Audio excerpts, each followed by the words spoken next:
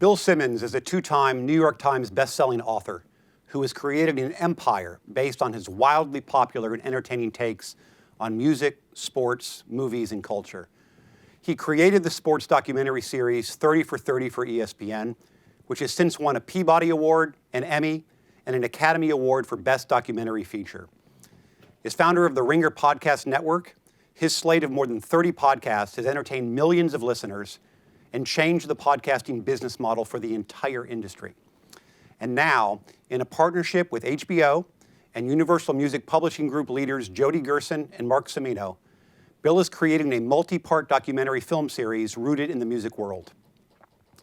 The six-film project will concentrate on pivotal moments for popular artists and bands, iconic albums, and the music business as a whole. Please welcome Bill Simmons. Great to be here. Thank you. So, Bill, maybe tell us a little bit about how this documentary series came about. Man, it took years. Started thinking about this really when I was at ESPN, just like other ways 30 for 30 could translate. Music seemed to be an obvious one, but it wasn't until maybe 2017, 18 range, trying to think of a big project to do potentially with HBO. Talked to Mark Cimino, who had gotten to know a little bit.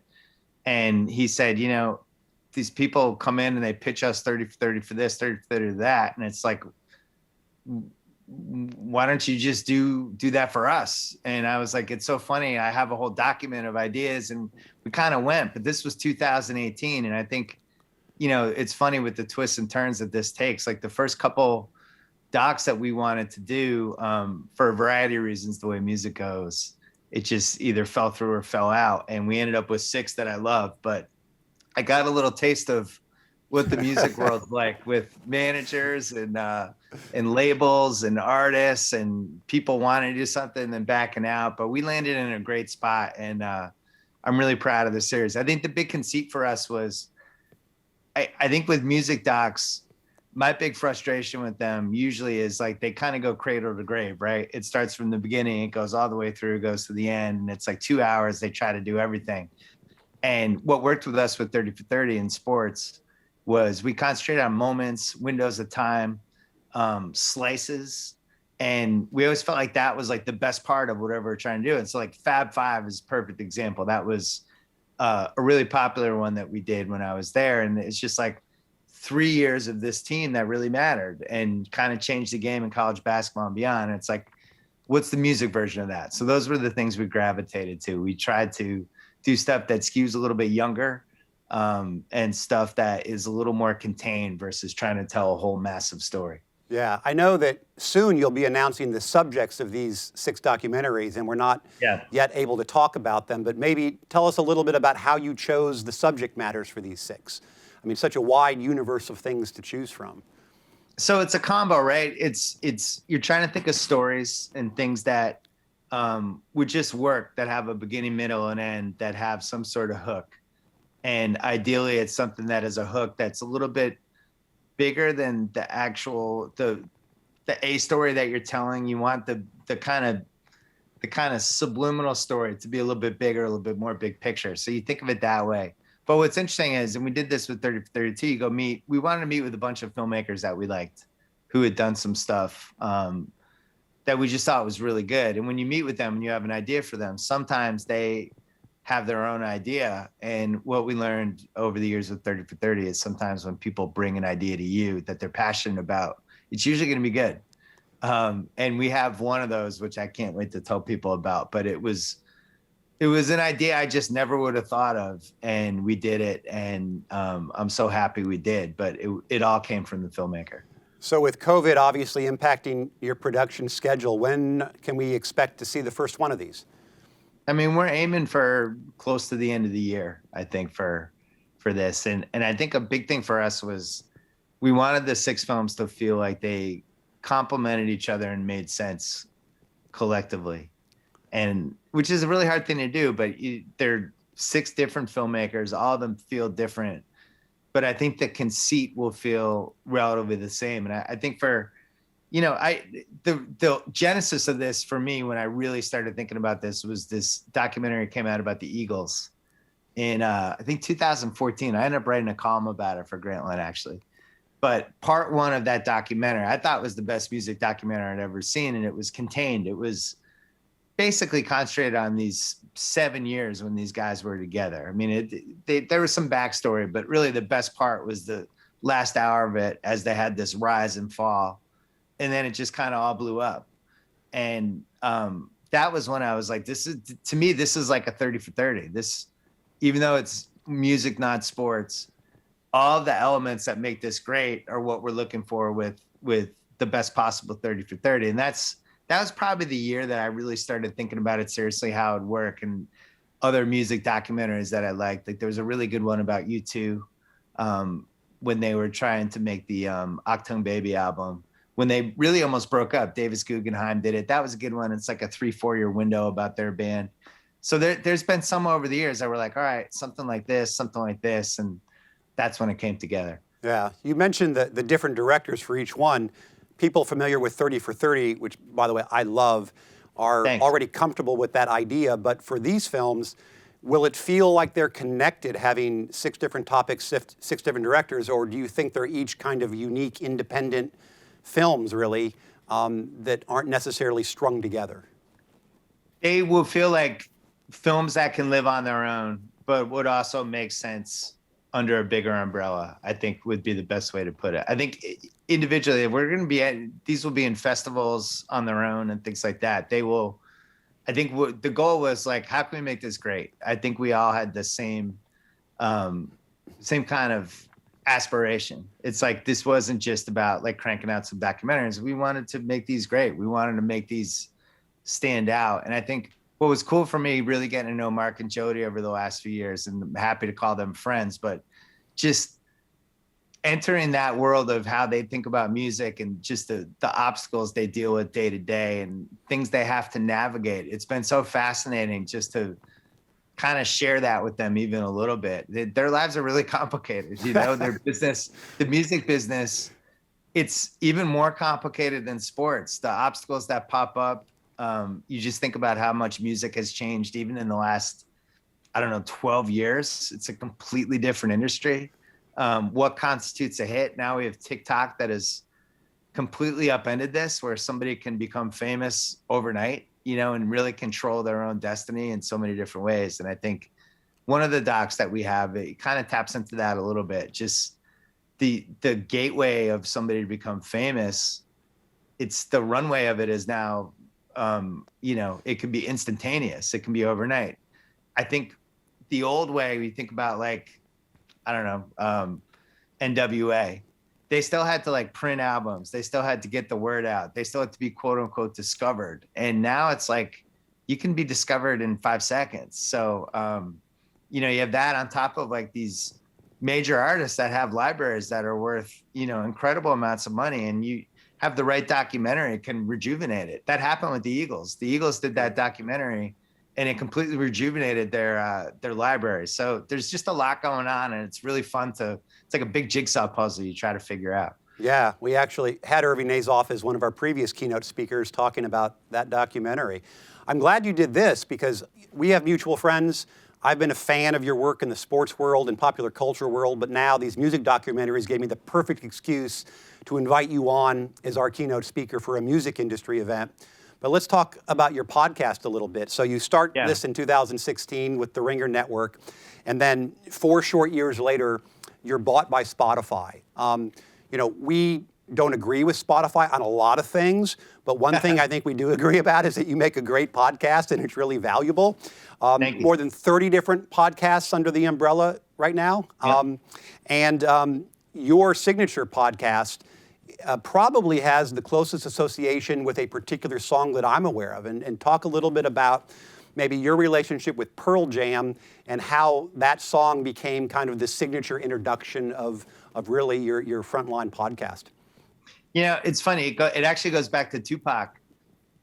When I was relaunching the pod, because I was at Grantland and ESPN, and my podcast started in 2007, and then I left ESPN. I had to basically relaunch it with the new feed, all that stuff.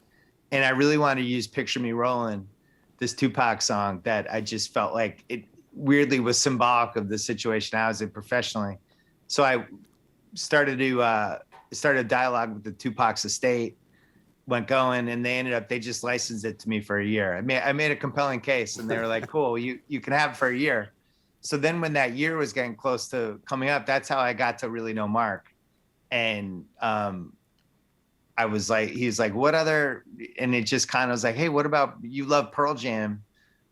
What if we did Pearl Jam? They had a new concert album that was coming out at Wrigley Field, and you can use one of the songs from that album as the intro. I'm like, it's one of my favorite bands ever. I would love to do that. And it just kind of evolved. And now, you know, I don't even remember when it started, but every time I'm about to throw it to the actual podcast at the top, I go, but first Pearl Jam, and then play this 15-second Pearl Jam song that I don't think I've changed it over the last 4 years. No, I don't think so. And you've had those guys on. You've actually talked with the band. Yeah, and the bummer for that was I was supposed to go to Seattle.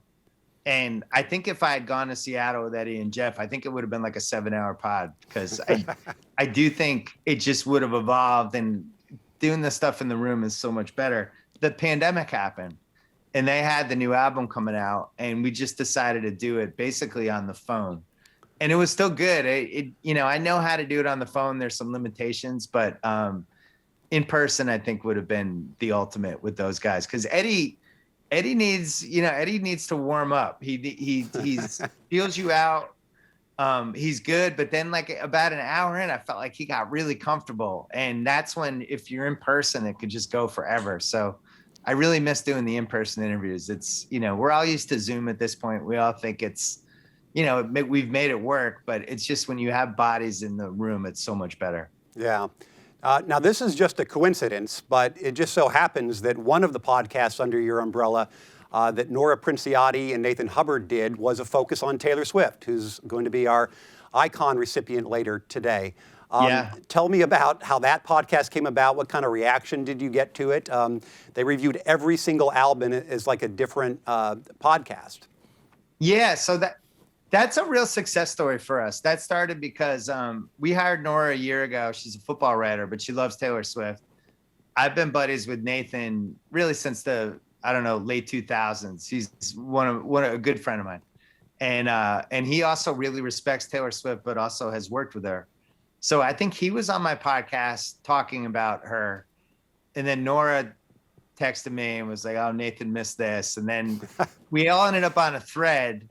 And then I had Nora on talking about Taylor Swift. And then Nathan was like, oh, I can't believe it. So we just had this text thread going about her. And at some point I realized like there's something here. We should figure this out. So we tried to figure out what the gimmick would be. And I think like maybe October, November, we're like, we should do every album. And we decided not to. But then Taylor, the way she just keeps rejuvenating. You feel like she's as famous as she's ever going to be. And then she goes up another level. Once she started the stuff, trying to redo her library, we were like, this is the perfect time. So we spent some time sketching it out, trying to figure out what the hooks are, smart conversation at the top, then go into some buckets and really trying to break down the album. And that podcast was great, you know, because sometimes you can have the greatest idea for a podcast, but you still need the host. It always comes down to the host and the connection, especially if it's two people, the chemistry. And with them, it was perfect because Nora grew up with Taylor Swift. She's in her mid-20s. Taylor's been her favorite really since she started liking music. So she's approaching it from that end. Nathan's approaching it as like somebody who loves music, who was in it, who had a band once, but then became an executive in the industry and really grew to admire how Taylor looked at business and Taylor and her family and just how smart she was about her career. And he was, ever since I've known him, he's been like, she's smart. She's going to last. So he had that. And then, you know, just the combo of that, that's what you want for a pod, two different levels of expertise and passion. And the people loved it. It turned out to be one of the most popular pods we've done in the last year. Yeah. Really, the word about the Swifties got into it. And really everything great happened with it, except Taylor still hasn't come on, but maybe someday. Maybe someday. I can understand. I actually, was a big fan of hers before I had kids, and now I see it through the eyes of my two daughters who are 7 and 4, and how they've become fans. And it's just a whole different way to look at the brilliance, really, of her career. Well, and also what's cool about it, and I think they did a really good job on the podcast, was the evolution of her voice, what she was writing about, and the confidence that kind of grew.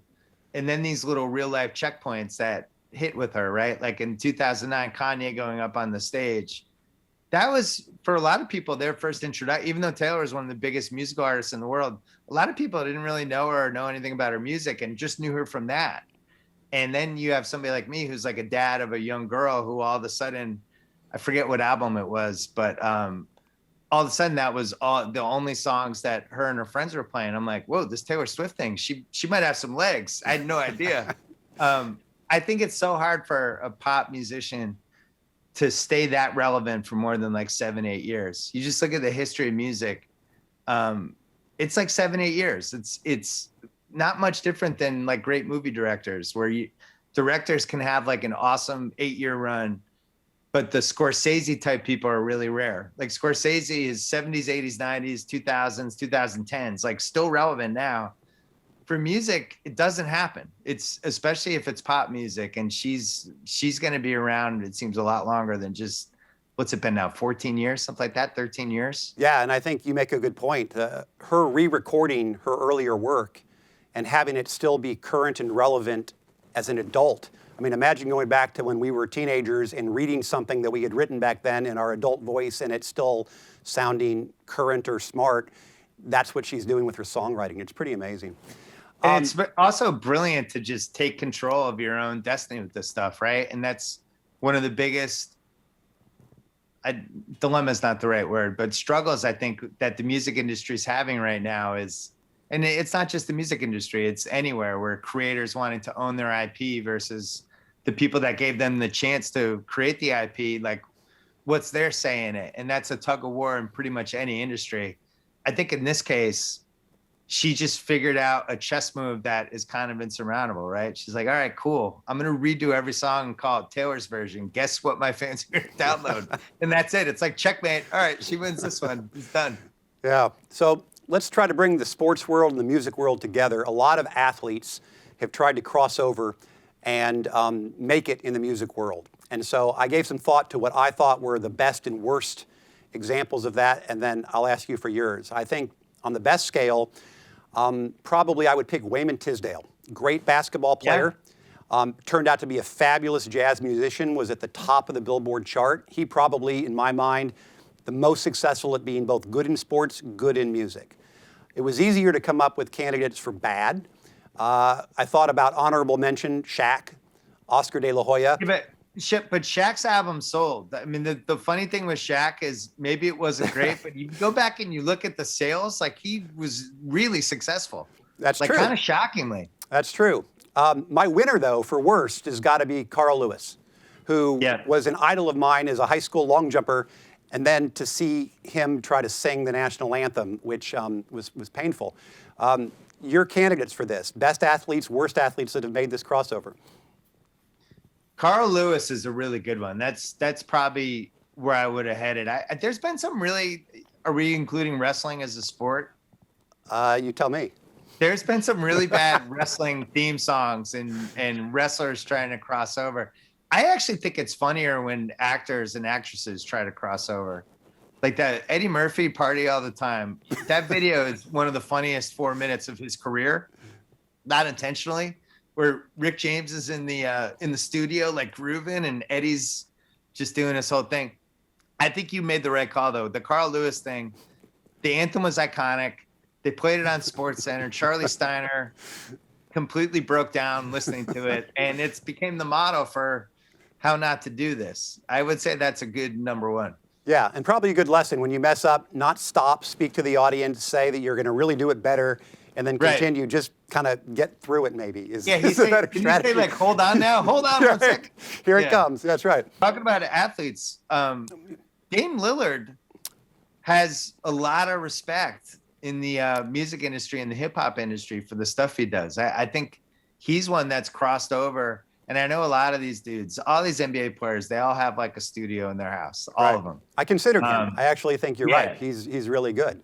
And he's the one, I think, out of all of them that has actually figured out how to make real music that can sell. Yeah. So one of my favorite podcasts in your network is The Rewatchables, which for those that aren't familiar, you got to go listen to this. It's basically taking single movies and then dissecting them. and really taking a deep dive. But one of the things that you don't spend a lot of time talking about is the soundtracks of those movies, which I would suggest is something that a lot of listeners might be interested in. And so I looked up kind of some lists that were on the internet of best movie soundtracks of all time. I didn't agree with a lot of the lists, so I'm going to throw out 3 of my favorite and let you critique or offer yours. Yeah. One, The Commitments, which was a great movie, but an even better soundtrack. A lot of people maybe wouldn't think of that one. It wasn't on any of the lists. Rock of Ages, which is a little bit funny, but it's for my age and the music I listened to growing up. That soundtrack was just filled with the music I love. And then the one that my staff makes fun of me about, but I really feel strongly about, is Vision Quest. A lot of great songs on the Vision Quest soundtrack. What would be some of yours? Vision Quest will be up there because that had Lunatic Fringe. It did? It had the 2 John Waite songs. It had Madonna. There's one other good one. That's a really strong one. Yeah, I mean, you know, it's funny with this. If there's a good soundtrack, we will talk about it on the rewatchables, right? Like we did Top Gun. Right. And you can't not talk about that movie without talking about the soundtrack. I think, you know, does Purple Rain count? Because I feel like that gets underrated as a soundtrack. We debated that in my office, and one of my staff strongly said best soundtrack, but I argued it shouldn't count because it's really more just an album of that great artist. But it's on all the lists that you look up. See, I think it counts because he plays the songs in the movie in a real way, right? Okay. Where it's like, especially like Darling Nikki, that's, you think of that song, you think of the movie. I think I think most underrated soundtrack is probably Almost Famous. Just because how he uses the music and little cues and stuff.